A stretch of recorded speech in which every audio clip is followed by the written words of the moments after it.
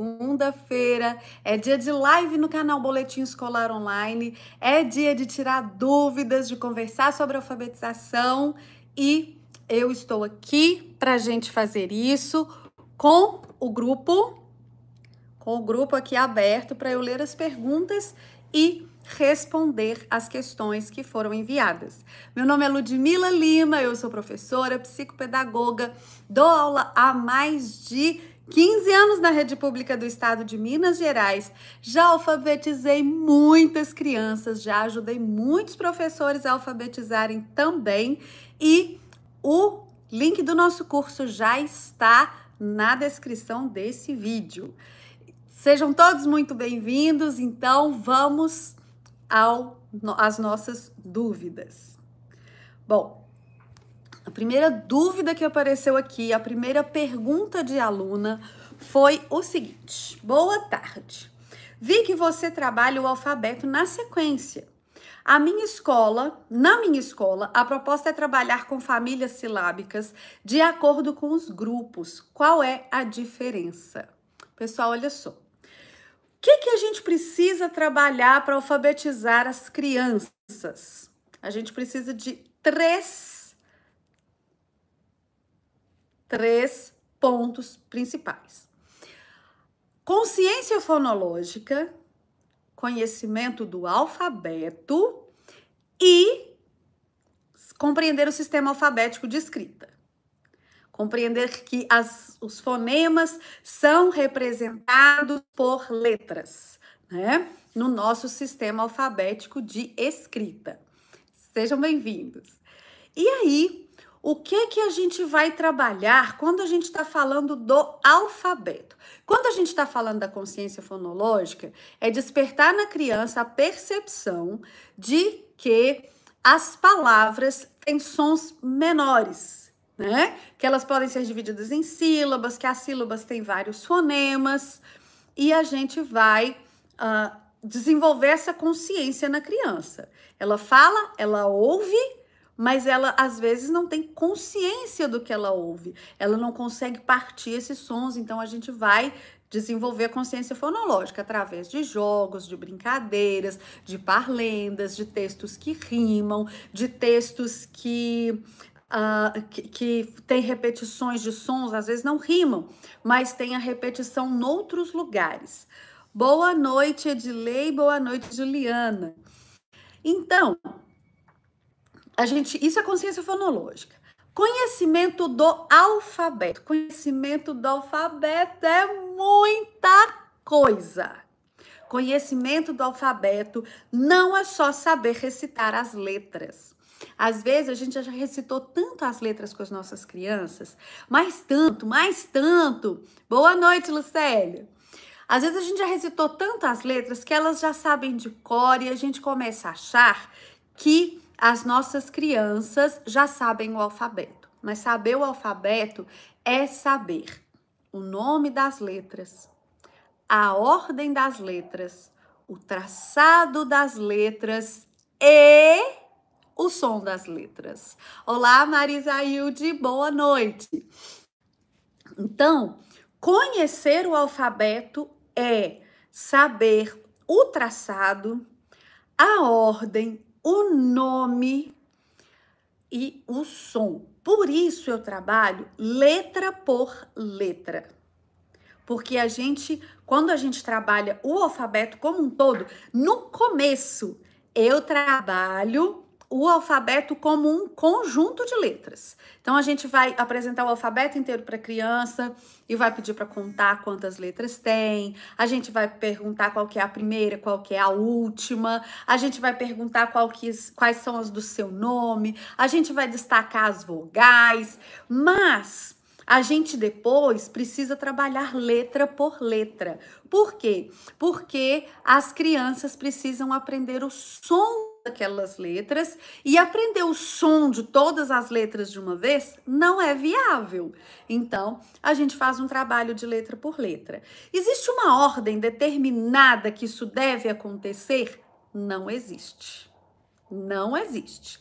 Eu sigo a ordem do alfabeto porque dá uma sensação de previsibilidade para minha criança. Então eu mesma já chego na sala e falo com eles: olha, a última letra que a gente estudou foi a letra E. Qual é a letra que a gente vai estudar hoje? Aí eles já sabem que é F, aí a criança que tem o nome começando com F já sabe que vai ter caça-palavra do nome dela, aí eles já começam, antes da gente estar fazendo lista de palavras, lá no começo, que a gente está aprendendo que o F sopra, aprendendo o som do F, essa criança já está ali pedindo para falar a palavra, para listar a palavra, e ela quer falar a palavra com fá, ela quer falar a palavra com fé, com fi, com fó, e aí a gente, né, já dá essa sensação de previsibilidade que ajuda a nossa criança a desenvolver ali uma autoestima, a sensação de que ela consegue, que aquilo pertence a ela e que ela vai conseguir aprender. Então, é por isso que eu uso a ordem alfabética. Existem professores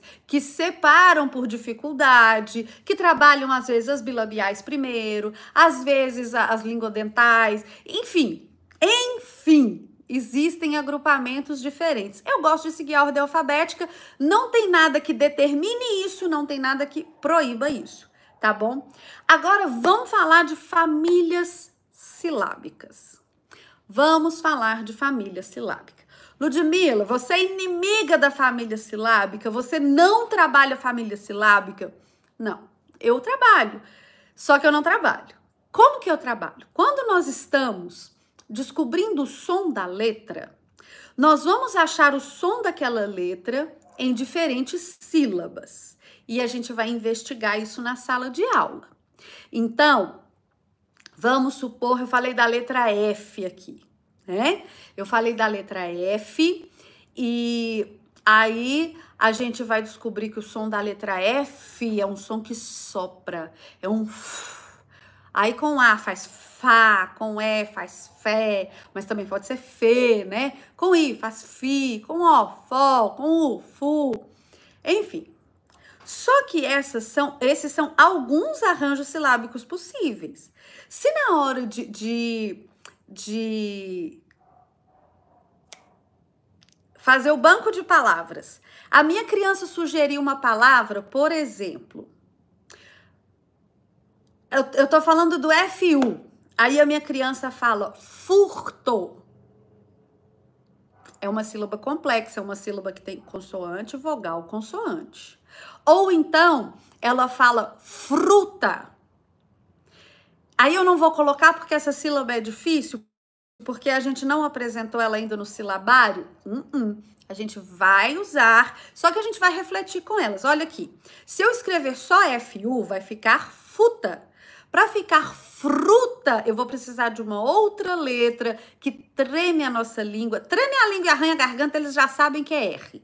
O que faz também, eles já sabem que é S.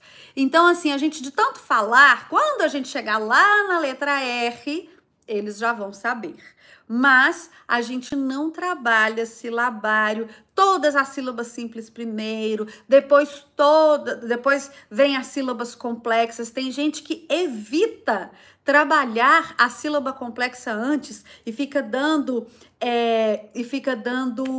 atividade, texto que só tem sílaba simples, são os textos até meio estranhos, e isso não deve acontecer.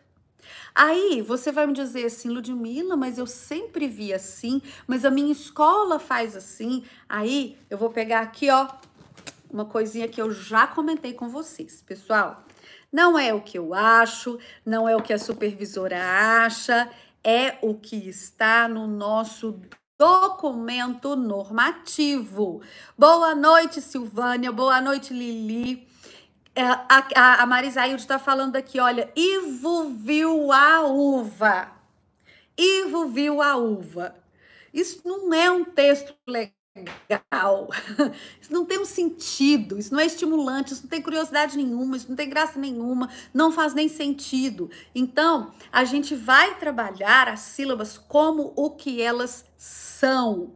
Olha o que está escrito lá na BNCC, na página 90, para você não achar que eu tô mentindo, porque fala assim, quer ver? BNCC tem 600 páginas, a Ludmila inventa qualquer coisa ali e fala uma coisa que nem tem lá. Então, eu vou te contar que é a página 90, depois eu vou passar para 91, tá bom? Olha aqui. Concluindo aqui uma parte falando da alfabetização, vem assim. Por fim, temos a questão de como é muitas vezes erroneamente tratada a estrutura da sílaba do português do Brasil na alfabetização. Então, aqui está dizendo que é tratado errado. Como que é tratado errado? Normalmente, depois da apresentação das vogais, as famílias silábicas são apresentadas. Sempre com sílabas simples, consoante, vogal. Ba, bebe, bobu, da, bebe, dodu, lá, leli, lolu, ma, memi, mamu, tá certo? Esse processo dura cerca de um ano letivo e as sílabas não consoante vogal somente, por exemplo, a sílaba somente vogal, consoante, consoante, vogal, consoante, vogal, consoante, consoante, consoante, vogal, consoante, consoante, vogal, vogal, somente são apresentadas no final do ano. Então, aqui está dizendo que isto é errado. Ludmila, eu não gosto da BNCC, eu não concordo com a BNCC, eu acho a BNCC empobrecer o ensino. Gente, se a gente acha isso, a gente tem que achar meios para mudar isso, porque hoje a BNCC é um documento normativo. O que significa dizer que a BNCC é um documento normativo? Significa dizer que ela tem força de lei, ela deve ser cumprida, ela é a base para o currículo de todo o ensino básico. Então, a gente precisa seguir essas orientações. Aí, falou que está errado esse jeito. Agora, o que está certo? Vamos ler aqui. As sílabas deveriam ser apresentadas como o que são. Isto é, grupos de fonemas pronunciados em uma só emissão de voz. É um grupo de fonemas que a gente fala numa única emissão de voz. Às vezes a gente fala com as crianças assim, quantas vezes eu abro a boca para falar essa palavra, né? Organizados em torno de um núcleo vocálico obrigatório, mas com diversos arranjos consonantais e vocálicos em torno da vogal núcleo. Então, quando a gente está apresentando a sílaba, nós vamos apresentar as sílabas das palavras reais, das palavras que a gente usa. E essas sílabas são simples, são complexas, são de diversos tipos. Eu contei para vocês que quando eu estou trabalhando com as minhas crianças, cada letra, eu dou ali para as minhas crianças um caça-nomes. Então, a criança que chama Bernardo, ou a menina que chama Júlia, a maioria dos nomes tem sílabas complexas, eu não vou trabalhar o nome deles? É claro que eu vou. É claro que a gente vai trazer palavras com sílabas complexas e localizar o som das letras e localizar tudo ali e entender o som dessa letra e falar bastante, repetir bastante para que as nossas crianças possam aprender. Mas essa história de trabalhar todas as sílabas simples, colocar um cartaz com silabário e depois trabalhar as complexas e trabalhar que o Ivo viu a uva, que Lili rola a lata, isso não vai ajudar a nossa criança. Hoje, a gente trabalha a alfabetização num contexto de letramento. Não à toa, a gente tem na BNCC eixos diferentes lá na língua portuguesa. O eixo que vai tratar da alfabetização, da sistematização da escrita e da leitura, é o eixo análise linguística e semiótica. Mas nós temos também os eixos de leitura, que vai trazer gêneros textuais, que vai trazer a interpretação, a compreensão da leitura. Nós temos o eixo de produção de texto, que vai trazer também a produção daqueles gêneros textuais que a gente estudou, com as suas características, atendendo a sua finalidade, obedecendo a sua linguagem. Nós temos também a oralidade, que é importante, o planejamento da fala, saber adequar a sua fala à situação, à proposta, ao objetivo. Então, a gente vai trabalhar as sílabas como o que elas são, no contexto dos textos que a gente tem que trabalhar, dos gêneros, né, da vida cotidiana, dos gêneros ali do mundo do trabalho, da escola, os didáticos, os literários. Então, essa questão de silabário está sendo muito perguntada para mim, dentro e fora do curso. Essa questão de silabário eu não uso e a BNCC traz, então, essa colocação, tá? Da página 90 para 91, tá bom? A Priscila é de Ipatinga, Minas Gerais. Seja bem-vinda aqui na minha casa. Douglas, boa noite, professora. Seu curso é excelente, tem me ajudado bastante com o meu primeiro ano. Que felicidade! Porque o que eu pretendo é ajudar mesmo, gente. Eu acho que no mundo já tem gente demais para atrapalhar, para dificultar. A gente precisa ajudar um ao outro. Que bom que tá ajudando. Então, eu acho que essa pergunta foi respondida, né, das sílabas complexas. Passando para lá, vou pegar aqui o plano de curso, que ele é mais fininho, ele é mais fácil de manipular. Que a próxima pergunta que está aqui é sobre as avaliações. Eu falei que eu ia enviar as avaliações, as que eu elaborei, porque a gente faz trabalho em conjunto na minha escola. São as de português e matemática. Eu vou enviar no grupo para vocês. No grupo mesmo, não vou pôr no Drive, não vou colocar... Boa noite, Lúcia! Não vou colocar no Drive, não vou colocar no curso, não, porque isso não é do curso. Isso é só uma troca nossa lá do grupo. Então, eu vou colocar para vocês a de português e a de matemática que eu fiz para minha turma, tá? Outra pergunta que estava aqui, eu não vou ler porque ela estava em áudio. Não, tem outra pergunta do livro didático. Quais são os livros didáticos que eu tô usando? Eu vou mandar as fotos, vou mandar para vocês. Eu esqueci, tá? Desculpa. Mas eu vou fazer isso amanhã. O planejamento dessa semana já está no Drive. O link já está no grupo. Tá um planejamento assim, Ludmila, tá um planejamento pobre. Por quê? Vocês sabem que eu tive que trabalhar uma semana inteira só com escrita de quadro, sem folhinha, sem poder imprimir nada, né? Foi uma determinação que teve, que eu não podia imprimir. Então, isso atrasou muito a minha turma. Como eu tenho que dar prova, eu tenho que fazer aquele trabalho que estava planejado nessa semana e que ficou todo atrasado. Então, eu coloquei lá um monte de revisão. Para a semana que vem, eu já vou começar a mandar as atividades para dar sequência para esse trabalho. Teve até coisa que eu pus lá para vocês para imprimir, que para mim eu não fiz impresso, eu fiz no quadro e eu tava com uma média assim, atividade que a gente fazia 15 minutos impressa, tava gastando 2 horas para fazer.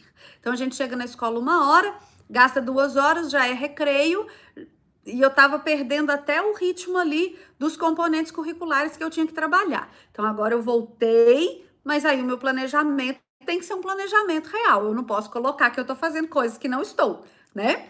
Então é isso, tá lá e eu vou mandando as atividades à medida que eu for fazendo. Por exemplo, a letra E que tá impressa lá, eu já trabalhei a letra E nas vogais, agora eu trabalho de novo na sequência. A letra E que tá impressa, aquela que tem a dobradura do elefantinho, eu ainda nem dei na minha sala. Eu já imprimi, mas ainda não dei. Então, eu vou fazer a letra F, a letra G, conforme está na playlist que eu já mostrei para vocês, aquela playlist de milhões que alfabetizou as crianças na pandemia, que alfabetizou criança em casa, que alfabetizou criança autista, alfabetizou criança de todo jeito essa playlist, e eu estou transformando ela numa apostila. E aí, as alunos do curso têm degustação, né? Vocês estão recebendo ali à medida que eu vou elaborando, que é a alfabetização de A a Z.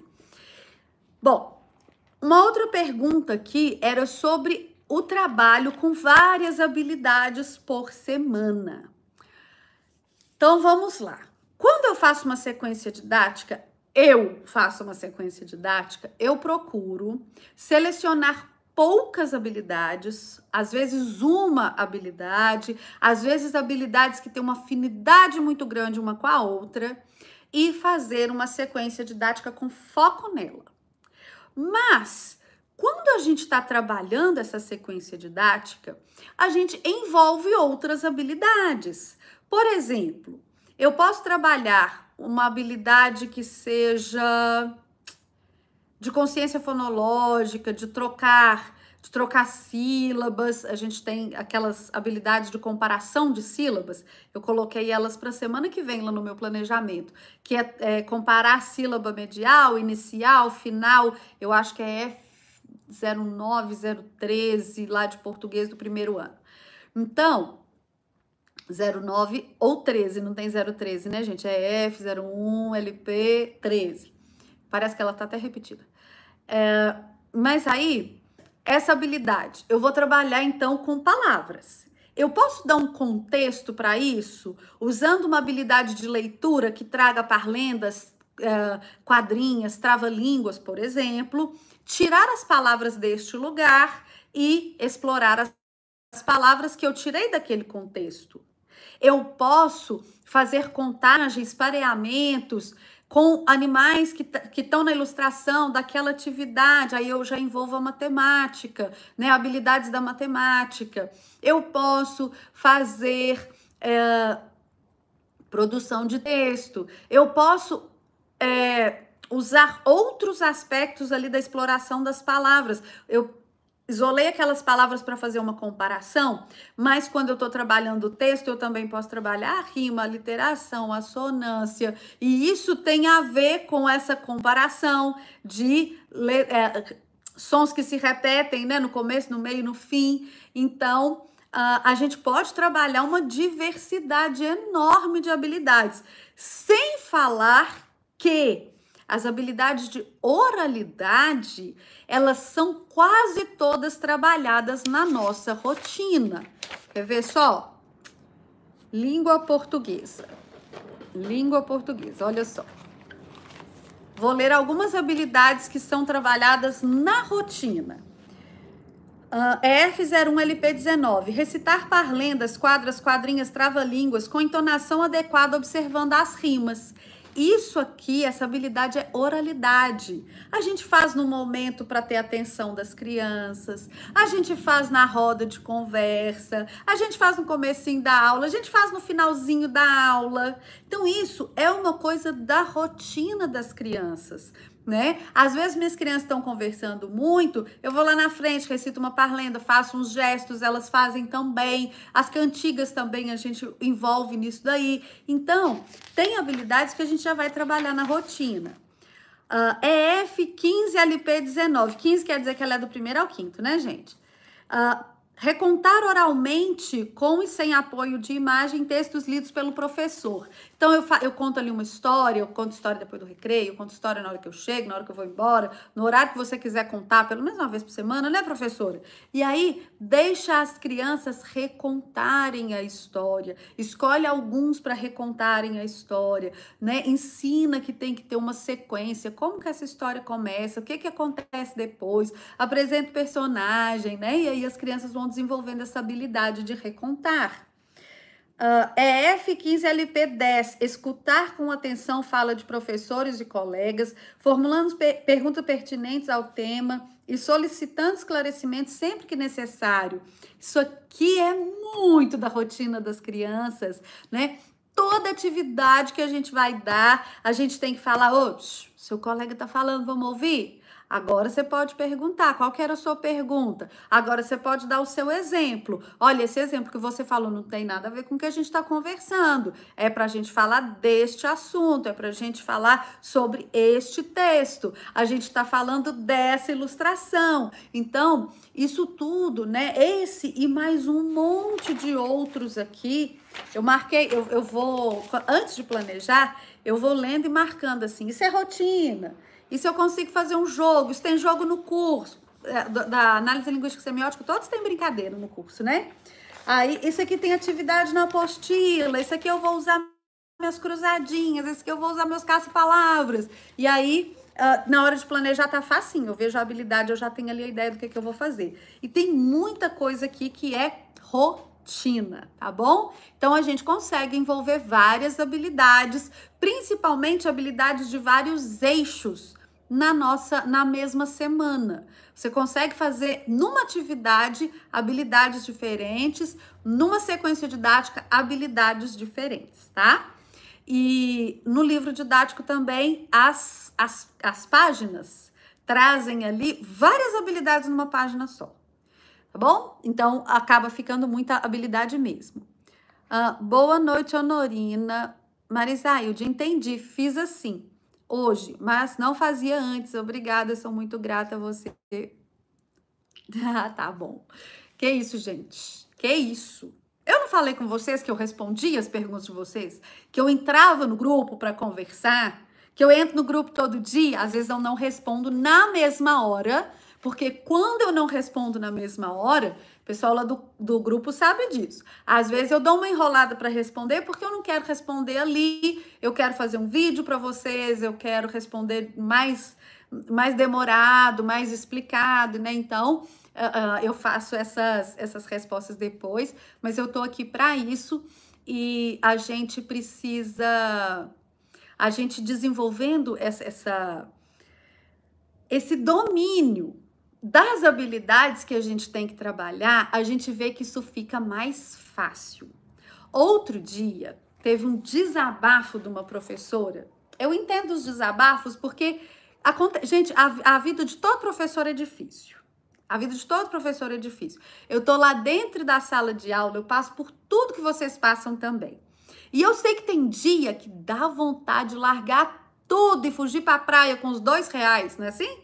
Mas a gente volta, a gente gosta do que faz, a gente quer fazer bem feito. Aí a professora veio e desabafou. Ela falou, olha, já tem tanta dificuldade dentro de sala, já tem os alunos que não são educados como eram antigamente, tem os pais que estão cheios de razão e querem ensinar a gente a fazer o trabalho, e ainda vem essa cobrança de habilidade, de plano de curso, de currículo e tal. Sabe o quê? Que eu não respondi para ela no momento, porque ela estava desabafando, ela estava chateada. Eu entendo que tem hora que a gente tá péssimo, mas quando a gente conhece as habilidades que a gente tem que trabalhar, o nosso plano de curso, a BNCC, as coisas vão ficando mais fáceis. Para mim, o plano de curso é um luxo. Por quê? Já me entregou o planejamento anual pronto. Eu sei lá da BNCC que tem que trabalhar aquelas habilidades. Aí vem a minha secretaria, né, de educação do meu estado, que é a rede para a qual eu trabalho, né? Eu trabalho na rede estadual, e me fornece um plano de curso. Quando ela faz isso, ela está fazendo para mim o trabalho do planejamento anual. Ano passado, eu estava com o 5º ano. E eu seguia o plano de curso direitinho. O que acontecia? Quando vinham as provas externas, as minhas crianças falavam, professora, tudo que você ensinou caiu na prova. Por quê? Porque eu não estava inventando da minha cabeça. Eu estava pegando o que está ali no roteiro. Aí, o que eu inventava da minha cabeça? O jeito de fazer. Cada professora tem um jeito de fazer. Eu gosto lúdico, eu gosto com muita vivência, eu acho que a criança aprende mais assim, dá trabalho, aí a gente fica desorientada e fala, nunca mais eu vou dar joguinho nessa sala, que barulhada, e amanhã você tá dando de novo, porque você sabe que funciona, né? Mas também tem a sistematização, tem a fixação. Então, eu acho que conhecer, entender essas habilidades, perceber, organizar, isso tudo ajuda a gente. A gente tem que aprender a fazer o ordinário e enfeitar com o extraordinário de vez em quando.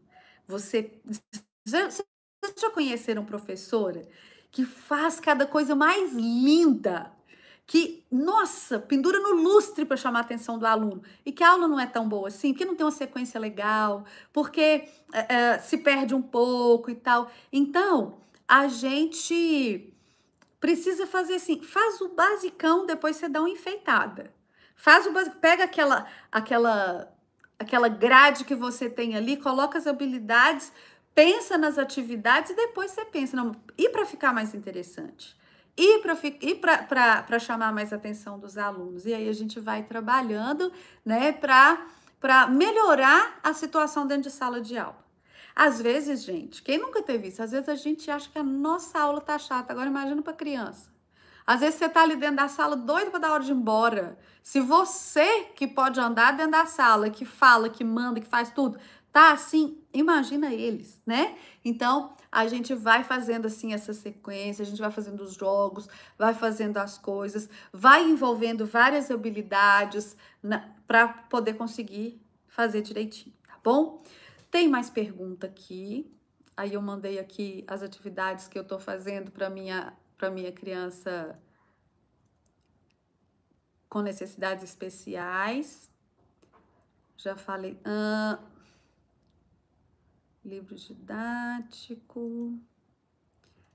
Do lado de lá sou eu falando. Achei mais uma pergunta aqui. Boa noite, Lud. Estou precisando de socorro. Tenho 24 alunos, sendo um com transtorno do espectro autista, outro com transtorno comportamental, outro que teve hidrocefalia e mais 2 sem laudo. E a professora do pré-2 ensinou apenas a memorizar família silábica na robotização. Então, a criança recita família silábica, né, gente? E está atrapalhando meu trabalho de alfabetização, porque eles acham que já sabem e não sabem. E também falam demais e não aprenderam o básico de se relacionar e respeitar o outro. Preciso de uma estratégia. Eu pensei em dividir em grupos conforme o grau de desenvolvimento, porque 2 alunas já estão alfabéticas. Eu discordo de você, você não precisa de uma estratégia, você precisa de 2. Porque é uma para o comportamento e uma para a aprendizagem, né? Boa noite, Isabel. Olha só, vamos por partes aqui. Comportamento. Eu já peguei turmas no primeiro ano, já tem muitos anos que eu trabalho, né, na rede pública, já peguei quinto, já peguei primeiro, e assim, eu nunca peguei um primeiro ano que soubesse se comportar. Nunca. Jamais. A gente tem que ensinar o comportamento para eles. Eles têm que entender que essa escola é diferente da anterior. Eles têm que saber as regras. Escreva as regras, leia as regras para eles. Eu tenho, cuidar do material, sentar no seu lugar, eles aprenderam rápido. Agora, esperar a sua vez de falar, eu vou te contar, eu tenho que ler todo dia. Todo dia eu tenho que voltar lá na parede, mostrar no combinado aqui, tem que esperar a sua vez de falar, né? Aí eles se esperam assim, professora. Aí eu falo com eles assim, para de chamar a professora. Aí eles começam, tia. Então, a gente tem que ensinar essas coisas para eles. A gente tem que ensinar o comportamento. Tem que ser muito firme no começo. No começo eu sou brava de assustar as crianças. Depois eu vou, assim que eles entendem como que funciona, assim que eles entendem que eles não vão fazer o que eles querem, eu começo a ficar mais branda, mais amável. Não que eu não seja amável desde o começo, mas eu sou muito brava com eles. Não vai fazer assim. Aqui nessa sala não tem isso. Eu não quero fazer atividade, não, mas escola a gente faz. Escola não é se quiser, a gente tem que fazer. Por quê? Senão, a gente não dá aula. A criança não aprende. E a responsabilidade é nossa.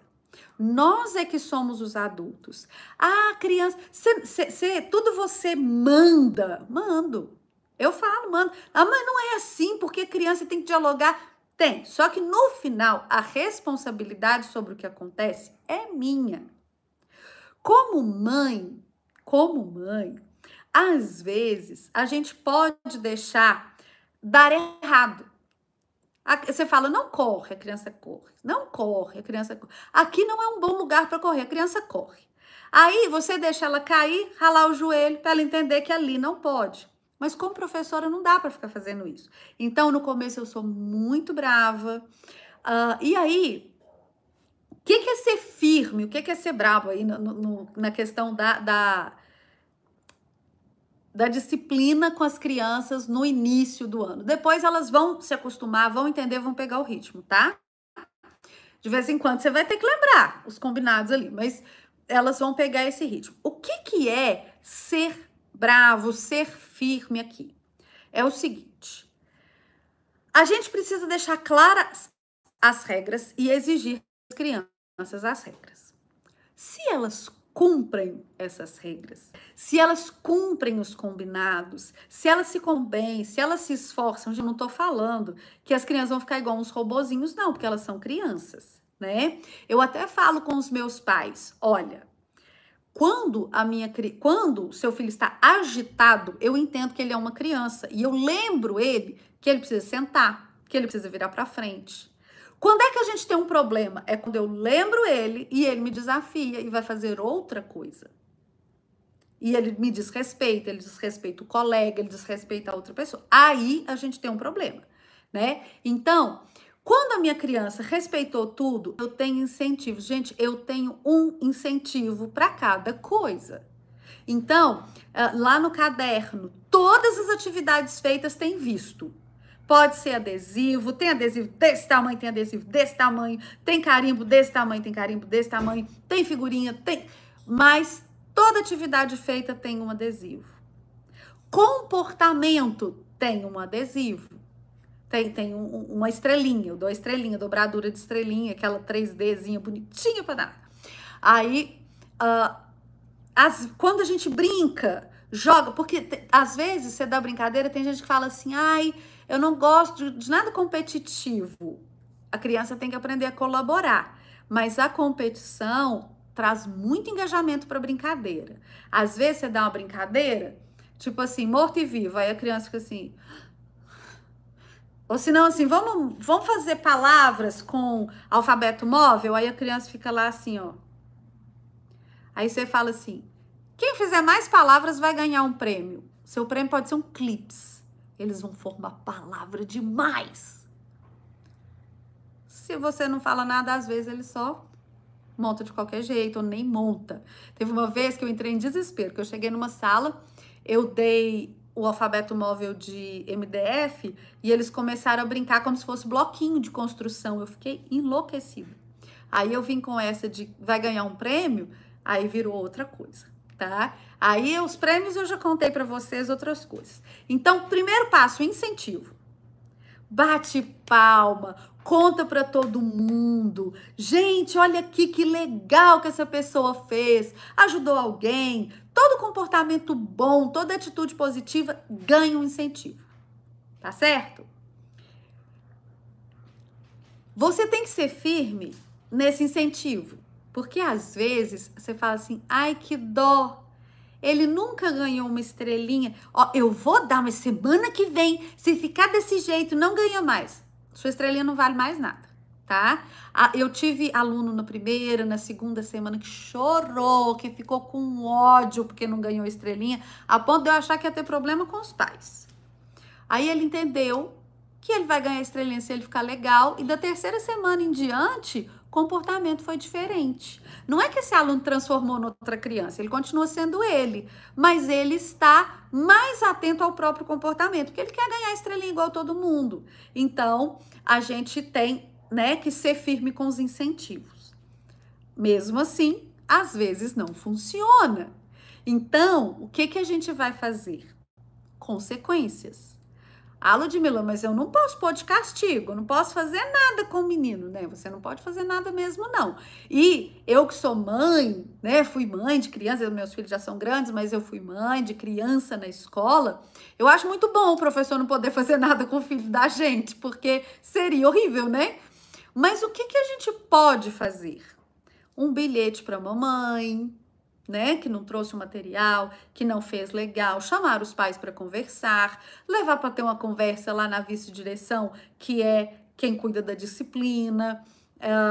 Essas coisas, deixar a criança, atrasar o recreio da criança para que ela faça atividade que ela ficou enrolando e não fez, ficou enrolando, né, gente? Se for uma criança que não dá conta, que não tá enxergando, aí a gente vai pedir para cuidar disso. Mas você viu que a criança tá enrolando, tá brincando, tá, chama a criança e fala, não, você vai sair quando você terminar, né?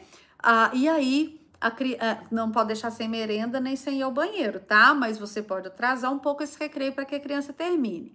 E aí, as consequências também, né? Os bilhetinhos, a carinha triste ali no caderno, coisa, você pode fazer isso, observando, é lógico, a possibilidade da criança. Eu tenho visto umas postagens assim, que a criança tem um laudo que ela não consegue fazer aquilo ali e a professora fica batendo carimbo todo dia que ela não fez. Aí é o caso de adaptar a atividade para que ela consiga, né? Então, vamos ter bom senso, mas crianças neurotípicas, dentro da sala de aula, vamos exigir delas porque elas conseguem e, à medida que elas conseguem, a autoestima delas vai aumentando, elas vão ficando mais engajadas, vão aprendendo, você também vai ficando feliz, tá bom? Então, uma estratégia é essa, incentivo, consequência. Uma coisa muito importante para esse andamento e esse ritmo da turma é ter uma rotina, estabelecer uma rotina, escrever a rotina no quadro, mostrar para eles, olha, nossa meta hoje, por exemplo, a minha meta hoje lá na escola era fazer uma atividade de português, uma de matemática, fazer história e geografia nos livros de história e geografia. Então a gente usou caderno de português e matemática e livros de história e geografia. Que monte de coisa para um dia só. É só não fazer coisa demais. Hoje terminou o mês de março. Então, em matemática, a gente fez o calendário de março, porque eu faço o calendário quando o mês acaba. Eu vou preenchendo o calendário que eu tenho de cartaz na parede e quando ele acaba, eles preenchem o calendário deles no caderno e a gente marca alguma data e tal. E em português, a gente fez umas escritas que eles estão precisando desenvolver a escrita. Em geografia e em história, a gente fez páginas do livro didático. Quantas páginas deu para fazer? E hoje ainda teve educação física, hein? Então, a gente fez bastante coisa mesmo. Aí, a gente vai marcando. Eles vão tomando um gosto de marcar o que já foi feito, que vocês nem imaginam. E assim, eles vão tendo ritmo. Se você colocar no final dessa rotina um jogo, uma brincadeira... Sabe o que os meus alunos amam? Eu tenho uma caixa de brindes. Tem umas borrachinhas coloridas, tem giz de cera que eu fiz de estrelinha, que eu derreti. Aí, a gente brinca de morto e vivo. Quem ganha lá no final, pode escolher um brinde da caixinha para eles. Aí eles adoram, eles fazem tudo para terminar depressa para dar tempo, porque a gente só vai brincar se der tempo, né? Então, você colocar no finalzinho da sua rotina uma brincadeira, um joguinho, uma coisa que eles gostem de fazer, vai acelerar, vai dar um ritmo para as atividades. As crianças vão querer terminar. Aí você fala assim, mas aí eles fazem correndo de qualquer jeito para poder brincar. Aí você manda refazer. Ser firme é isso, né? Olha, isso aqui é atividade feita, visto. Isso aqui é enrolação. Você escreveu qualquer coisa, você rabiscou, você, né, não concluiu, deixou faltando espaço, saltou linha, né? Então, apaga e refaz, né? Eu jamais arranco folha de aluno, né, folha do caderno. Eu não acho legal humilhação, taxar a criança de qualquer coisa, colocar rótulo, colocar adjetivo, mas apagar o que tá errado para fazer de novo, isso aí eu faço, tá? Eu acho importante, porque senão fica assim, da próxima vez você faz direito, da próxima vez, e ele nunca vai fazer direito. Agora, uma vez que você apaga, da próxima vez ele presta mais atenção e faz direito, né? Mas faz com um ritmo bom para poder brincar depois, para poder jogar, para poder fazer uma atividade diferente, para poder ter uma aula de arte maior, mais prolongada, que eles amam também, né? E aí a gente vai trabalhando assim. Isso aqui seria a estratégia para o comportamento. Mas você também se queixou que as crianças não estão sabendo, né? Estão precisando de uma estratégia para alfabetização. A Marisalde disse assim: acho muito difícil organizar a minha sequência. Minha turma é muito seriada do primeiro e segundo. Dificilmente termino com planejamento em um dia. Tenta fazer um planejamento um pouco mais curto. Eu imagino que você tenha feito a mesma grade de horários. Quando você está dando português para o primeiro, você está dando português para o segundo também, né? Tenta fazer planejamentos mais curtinhos. Então, hoje eu vou dar uma página do livro de história, uma página do livro de geografia, só o calendário em matemática e só uma letra em português. Aí, quando for amanhã, você aumenta um pouquinho. Vai tentando aumentar um pouquinho, entendeu? Tenta fazer assim, né? Deixar mais curto, mas não abra mão de trabalhar os componentes curriculares. Só deixa a atividade um pouquinho mais curta. E procure coisas para otimizar o seu tempo lá na sala de aula. Tem coisa que parece bobagem, mas não é. Por exemplo, eu gosto de chegar na sala e os alunos já estão com o caderno aberto no para casa para dar o visto.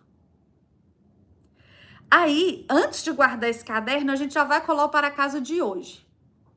Isso poupa uns 40 minutos da sua vida.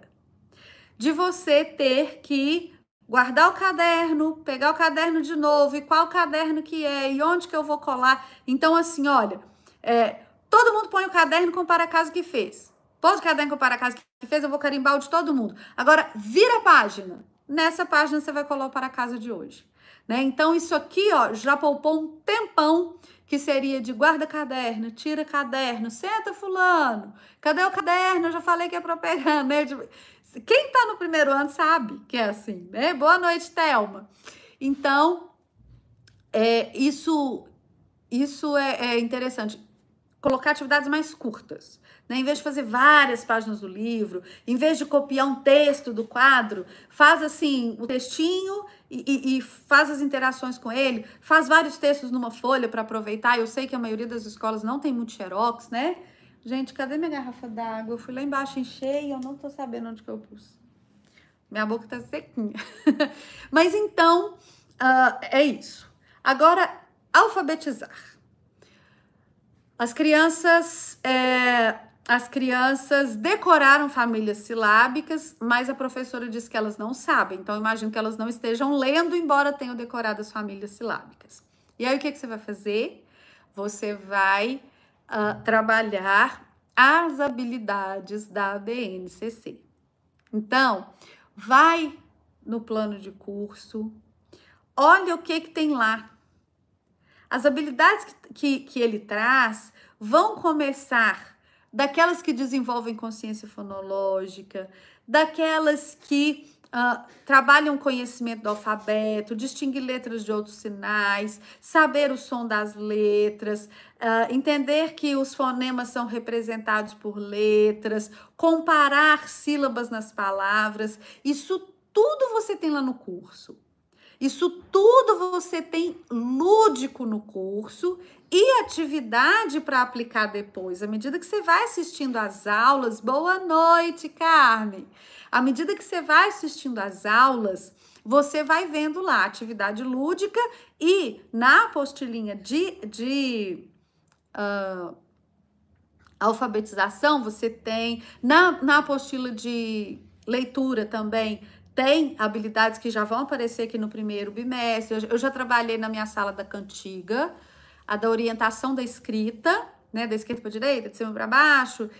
Já trabalhei a da parlenda E assim a gente vai trabalhando. Na semana que vem, eu falei com vocês que eu vou trabalhar comparação de sílabas. Aí tem aquela atividade dos post-its que eu coloco lá, com troca de sílaba. Tem atividades na apostilinha, uma das primeiras que estão lá eu vou usar, conforme tá aqui na nossa apostila. E aí a gente vai desenvolvendo isso, né? Eles vão percebendo, à medida que você dá o joguinho para partir, né, segmentar oralmente as palavras em sílabas, ou quem tem mais, que é para contar sílabas, ou você faz aquela investigação que eu mostro para vocês do som da letra, onde é que está o som da letra, né? Por exemplo, estou trabalhando a letra E. Aí a gente fala com as crianças, a letra E tem o som de E e tem o som de E. Agora vamos localizar o som da letra E nas palavras. Aí eles sempre esperam que tudo vai estar no começo. Ah, E de escola, E de elefante. Tudo bem, beleza, começa. Escola começa com E, elefante começa com E. Mas, e a palavra jacaré? Não começa com E, começa com J. Verdade. Agora vamos achar o som da letra E na palavra jacaré. Aí eu coloco lá para eles ou um carimbo no caderno, ou faço uma folha impressa. E aí a gente vai partir a palavra. Quantas sílabas tem a palavra jacaré? Aí eles contam, eles fazem até assim com a mãozinha. Jacaré! Tem 3, professora! Aí, beleza. Tem 3. E aí? A primeira é já. Tem som de E? Não. A segunda, K. Tem som de E? Não. E a terceira, Ré. Tem som de E. É pra colorir a última bolinha. É o último, é o último. Aí eles começam com a gritaria dentro da sala. E eu xingo eles demais. Eu falo, para com isso. E vamos colorir. Não é pra falar, é pra colorir. Não é pra gritar, é pra colorir. Aí eles vão colorir. Então, a gente faz muito. Para todas as letras eu faço essa atividade, tá? Faz ali as bolinhas, quantas sílabas tem cada palavra e qual letra, onde que aquela letra que a gente está estudando aparece. E eu gosto também de fazer com palavras que não têm a letra, para eles não colorirem nada. As crianças, elas têm essa dificuldade de abstrair, né? O 0, por exemplo. Ué, eu tinha 2, tirou 2, o que eu vou colocar? Coloca 0, né? Ou então, pipoca. Ué, professora, pipoca não tem letra E, então não colore nenhuma, né? Então eu gosto de fazer isso com eles para eles entenderem que existem saídas para todas as situações, né? Para eles pensarem no que fazer. Boa noite, Sam. Edilei, adorei a dica do caderno de tarefas. Terminei hoje a playlist até a letra Z. Tem uma com letras com sílabas complexas, né? Se sim, gostaria que enviasse para mim, por favor. Nessa playlist tem sílabas complexas. Tem CH, tem o R intrometido, tem sílaba complexa lá. Eu vou dar uma procurada e se estiver no grupo, eu envio lá no grupo. Se não tiver, me chama no outro lugar, que a playlist ela é aberta, eu mando para quem quiser ver, tá bom?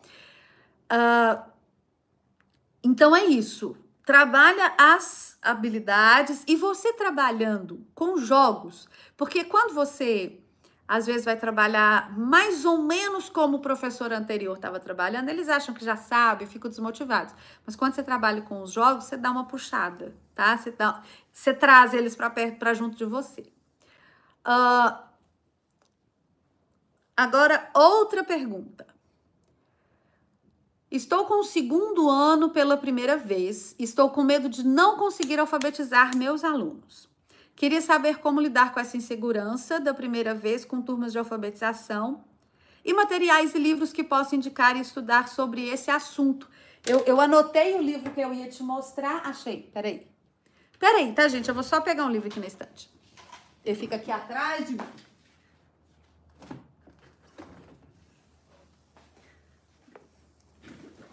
Ó, vamos começar por cursos. Você já está no melhor curso de alfabetização que você podia achar, tá? Assiste às aulas, procura anotar, procura entender. Não briga com seu plano de curso. A única coisa que eu briguei com o meu é que esse título amarelo tá péssimo. Eles fizeram um título amarelo, escreveram de branco, não dá nem para ler. Mas aqui eu imprimi 2 folhas por página para conseguir, para ficar fininho, para ficar bom de manipular, porque essa horrorosa aqui, ó, a BNCC, ela é grande demais, a minha já tá toda suja, toda rasgada, toda marcada também, porque quando eu vou responder vocês, eu saio marcando nela. Então, usa o plano de curso, lê as habilidades, procura entender. Você não tem que decorar nada, você não tem que decorar código, você tem que saber ler o código, né? Mas conhece isso aqui.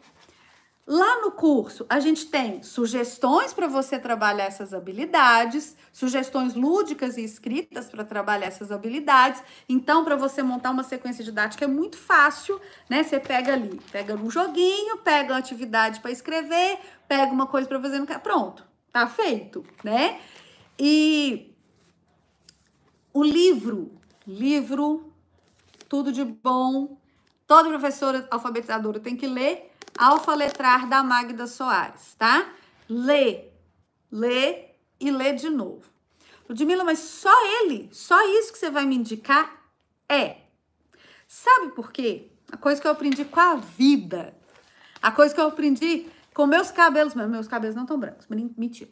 Mas uma coisa que eu aprendi com a vida, eu era assim, muito alucinada de sair estudando e lendo e querendo engatar um curso no outro e tal. A gente precisa assimilar. É como quando a gente come alguma coisa. Você come e tem um tempo para o seu organismo assimilar o que você comeu. Os nutrientes, né? Tudo que tá ali, as vitaminas, as proteínas. Aí você assimila e depois você faz outra refeição. Não é que você não possa estudar, emendar um curso no outro. Se você consegue, tem saúde, tem tranquilidade para isso, ótimo. Mas é muito importante a gente parar para aplicar o que a gente está aprendendo. Nossa, eu aprendi tanta coisa, aí você vai enchendo ali sua cabeça de coisa. Mas peraí, vamos testar na sala de aula? Vamos tentar aplicar esse jogo? Vamos fazer? Se der errado, você volta no grupo e fala, Ludmila, eu fui fazer aquele jogo, a minha sala virou uma bagunça. Aí eu vou te falar, olha, eu faço desse jeito, eu faço desse outro jeito aqui, né? Tenta fazer com agrupamento diferente, tenta fazer com autonomia, com aluno que tem mais autonomia, menos autonomia, a gente vai conversar como é que funciona a sala.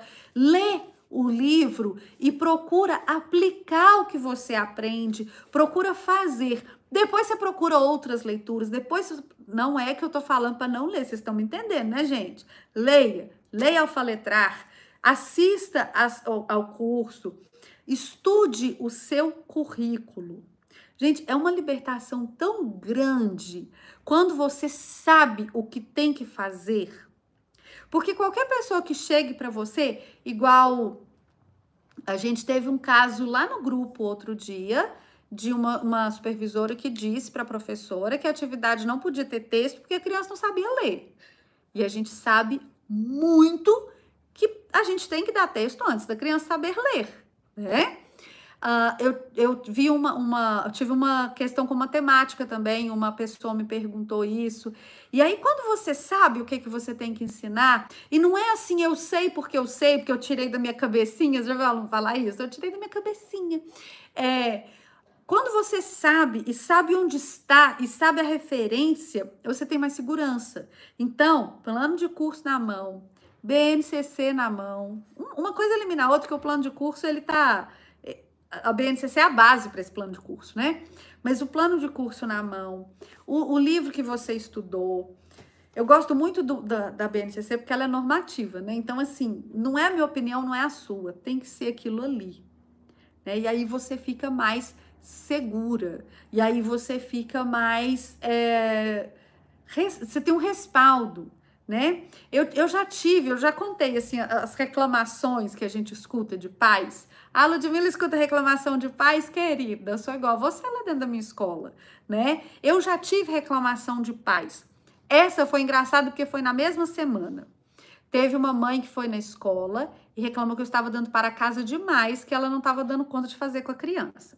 E teve outra mãe que foi na escola e falou que eu estava dando para casa de menos e o filho dela estava ficando muito à toa e que era um desperdício de vida o filho dela ficar à toa. Então, o que a gente precisou fazer? Conversar com as duas mães. Com uma, eu contei para ela que o para casa era necessário porque a fixação do que a criança aprendeu na escola.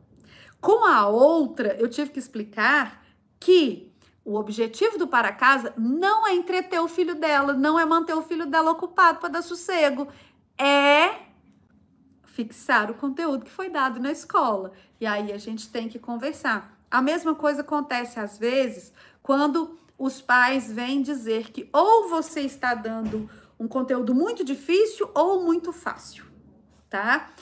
É danado para pai pegar caderno do primo que estuda em outra cidade, do sobrinho que estuda na escola particular, ou na escola pública, ou na escola do outro bairro, e falar, porque o fulaninho já está trabalhando as sílabas complexas e a professora do meu filho ainda está na letra D, eu não sei o que está acontecendo.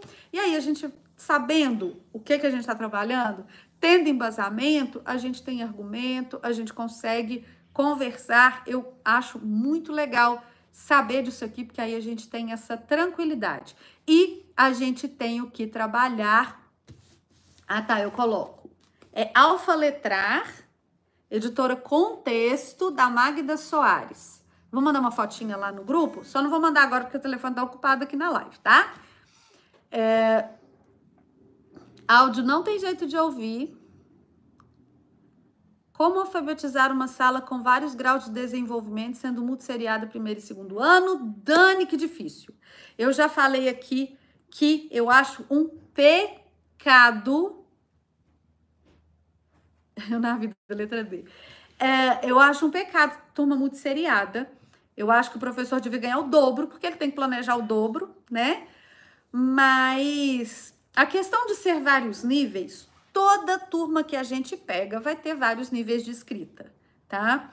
E como que você vai trabalhar? Você vai trabalhar habilidades do primeiro ano com a turma de primeiro ano, habilidades de segundo ano com a turma de segundo ano. O que você pode fazer para facilitar o seu trabalho com essas duas turmas que estão juntas na mesma sala? Usar o mesmo contexto. Aproveitando que as habilidades do primeiro e do segundo ano têm muita habilidade comum, tem muito gênero textual comum que vai ser trabalhado no primeiro e no segundo. Então, procura trabalhar o mesmo contexto. Eu levei uma cantiga para o primeiro ano. Leva a mesma cantiga para o segundo ano e extrai dessa cantiga atividades diferentes. Atividades atividades de primeiro ano para o primeiro ano e de segundo ano para o segundo, dentro daquele contexto da cantiga. Outro dia, dentro do contexto de um texto, de um poema, né? Você tente trabalhar o mesmo contexto, que aí você vai usar os mesmos textos e trabalhar atividades diferentes, né? Habilidades diferentes. E algumas habilidades até coincidem, tá? A questão de terem vários níveis de escrita, né? Alguns escrevem, outros não escrevem. Isso é normal, tá? Eu tenho um alfabetizado mesmo, assim, bacana, que lê, eu tenho um. E tem outros, a maioria tá silábico, alguns com valor, outros sem valor sonoro, e tem aluno pré-silábico. Como que a gente trabalha? A gente trabalha a média da turma. Mais alunos estão em qual fase? Aí você vai trabalhar de acordo. Mas os que estão para trás eu vou largar? Não, vai fazer intervenção com eles.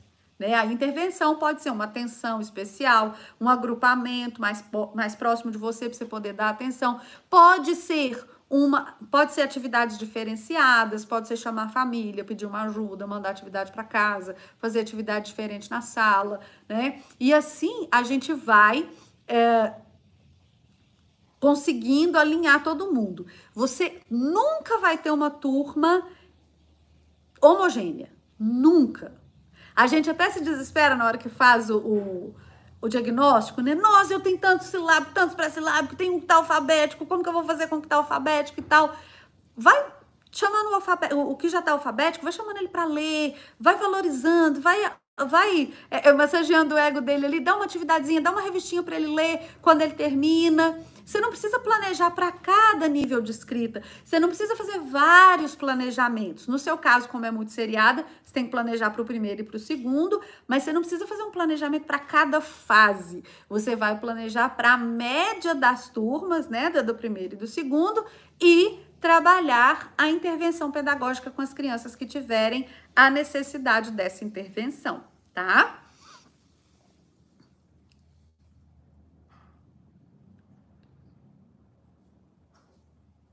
Boa noite, preciso da sua ajuda. Minha turma de primeiro ano fala muito. Uma dica de como controlar essa conversa, o que você passa para o primeiro ano, estou desesperada. Olha, existe uma regra no meu combinado que é esperar a sua vez de falar.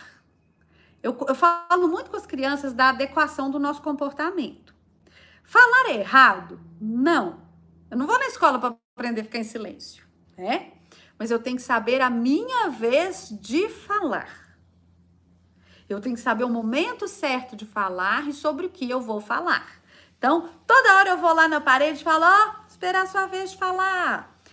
Quando a turma se agita, eu falo com eles, 1, 2, 3, eles mesmos falam, e silêncio de uma vez, e ficam caladinhos. Aí às vezes funciona. Às vezes, depois de recreio, depois de educação física, eles ficam agitados. Aí não adianta. Fala 1, 2, 3, silêncio de uma vez. Aí eles ficam em silêncio meio minuto e começam a conversar de novo.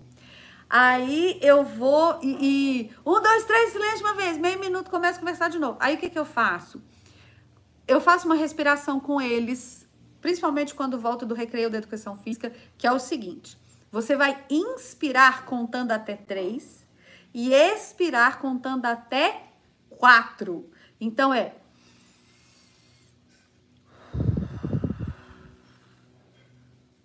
Gente, isso acalma. Até a gente, tá? Até a gente, quando tá ansiosa, quando tá nervosa, respira desse jeito 3 vezes. Conta até 3 para entrar, 4 para sair. Faz isso. Até pra gente a ansiedade diminui, você fica mais tranquila. Então, coisa estranha. Então é o seguinte. Peraí.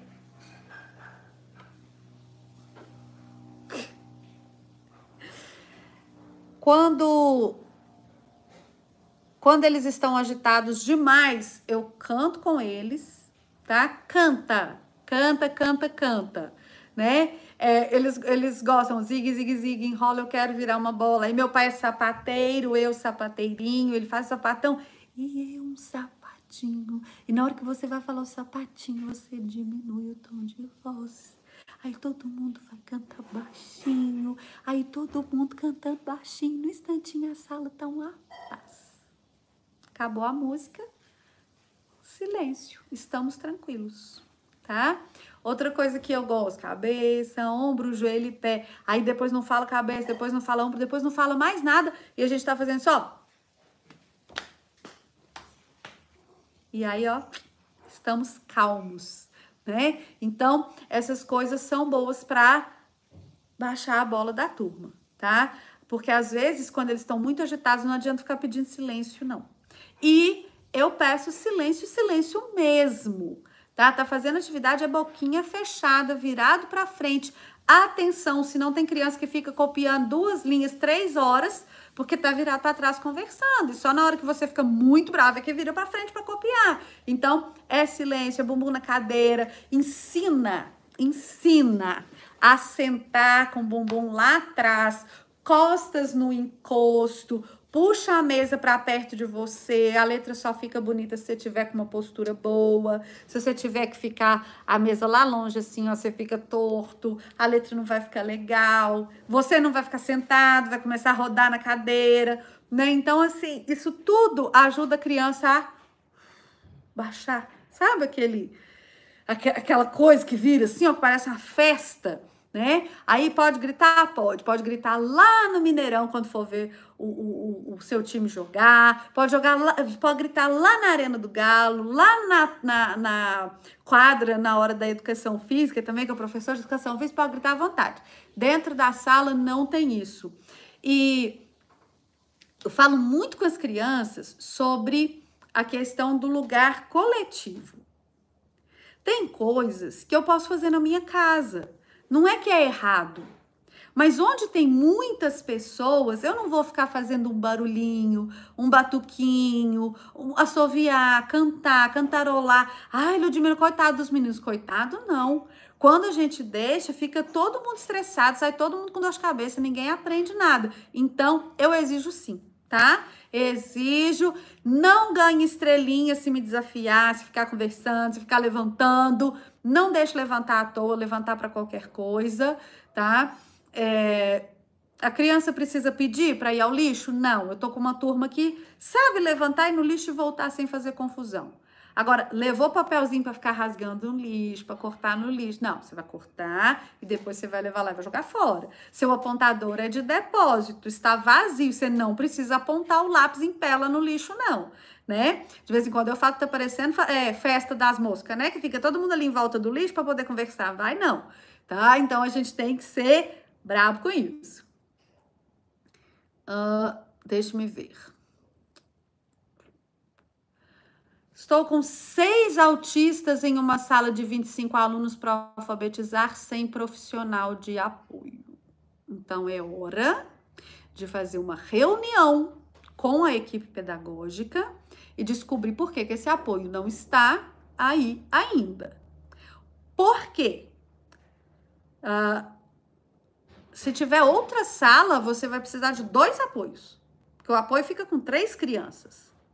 E, gente, isso é direito da criança, não ter isso é negligência, tá? Então, precisamos de 2 professoras de apoio para suas 6 crianças autistas, né? Ah, mas tem criança que não tem laudo. Quando a criança não tem laudo, tem que buscar o laudo dela.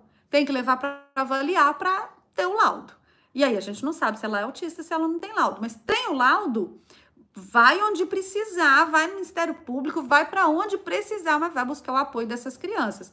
Não é justo nem com elas, nem com você, nem com os outros alunos, colocar essas crianças de qualquer maneira. Isso não é inclusão, tá?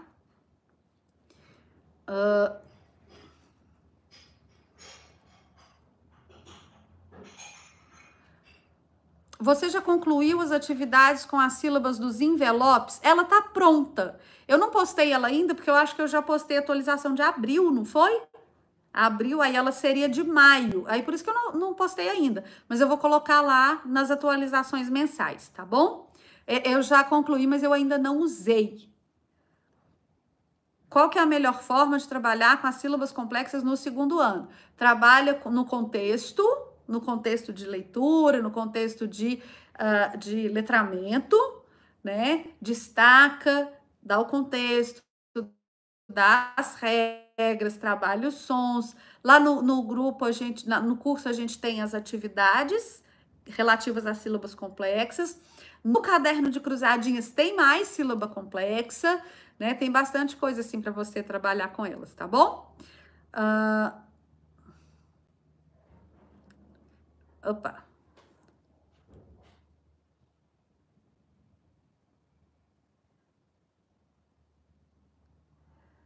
Hoje a supervisora foi na escola, olhou meu caderno de plano e falou que tem que melhorar meus planos. Ela queria tomar leitura da minha aluna e ela não foi à aula. Supervisora voltar a visitar a escola semana que vem. Então, gostaria de suas orientações para a aluna melhorar na leitura e na escrita de sílabas simples, sendo a aluna com muita dificuldade. Aluno pré-silábico. Você não toma leitura. Tomar leitura é uma palavra estranha, né? Você vai tomar, você vai tirar dela, é ouvir a leitura. A gente não toma leitura de criança pré-silábica. Não fazemos isso, né? Qual é o intuito de tomar a leitura, de ouvir a leitura de uma criança pré-silábica? Uma criança pré-silábica, ela precisa trabalhar consciência fonológica, conhecer o alfabeto. Não tem leitura aqui. Tanto não tem leitura que, por exemplo, estamos fazendo aquelas provas externas, né? A prova de fluência nem vem para o primeiro ano, porque a gente não toma leitura de criança de primeiro ano, tá? Não houve leitura de criança de primeiro ano. Quando a supervisora disser que o seu plano tem que melhorar, pergunta para ela o que tem que ter no seu plano que não tem, para você poder melhorar sem ficar atirando para todo lado, né? O que tem que melhorar? Ah, não, as habilidades, você não colocou, podia ter mais habilidades, tinha que ter menos habilidades, tinha que ter a descrição das atividades. O que tem que ter nesse plano que não está lá? Tinha que ter uma sequência didática? Não podia ter uma sequência didática? Qual que é o problema? Pode melhorar, é uma coisa muito abstrata, né? Quando vem tem um formulário para eu preencher, para ficar no modelo, que tem escolas, tem redes que propõem um modelo de plano. Existe esse modelo? O que ela quer? O que é melhorar para ela? Quando alguém confronta a gente assim, né, no sentido, claro, todo mundo pode melhorar, o meu plano pode melhorar, o seu plano pode melhorar, mas em que ela quer que melhora? O que ela quer que tenha que não tem no seu plano, né? Isso é importante de conversar para saber o que fazer, para saber o que ela pretende, tá? Para você também poder atender as expectativas dela, tá certo? Boa noite, Solange. Gente, eu acho que eu respondi a todas as perguntas aqui. Nós já estamos com mais de 1 hora de live, eu acho que já chega, né? Se tiver alguma dúvida ainda, se tiver alguma coisa que não foi respondida, pode mandar no grupo para mim, que eu faço vídeo durante a semana, eu coloco para vocês. Eu vou postar, mesmo sendo para maio, né? Eu vou postar a dos envelopinhos aqui, tá bom? Aquela de ordenar sílabas e formar palavras. Eu tô querendo usar mais aquelas que eu já fiz, de preencher com consoante, de preencher com vogal, porque as minhas crianças ainda estão errando um pouco, sabe? Quando é assim, o som de A, o som de E, eles acertam, mas quando é um AN, quando é um E, eles ainda estão errando, às vezes confunde o O com o U, né? Um O final ali ainda confunde com o U, os sons nasais ainda confundem um pouco. Então, eu tô brincando com aquilo que já tá pronto, com aqueles que eu já tinha mostrado para vocês. Na verdade, o das sílabas tá pronto também, mas eu vou trabalhar com eles depois, tá? E eu vou postando à medida que forem sendo feitos. Deixa eu anotar aqui, postar os envelopes.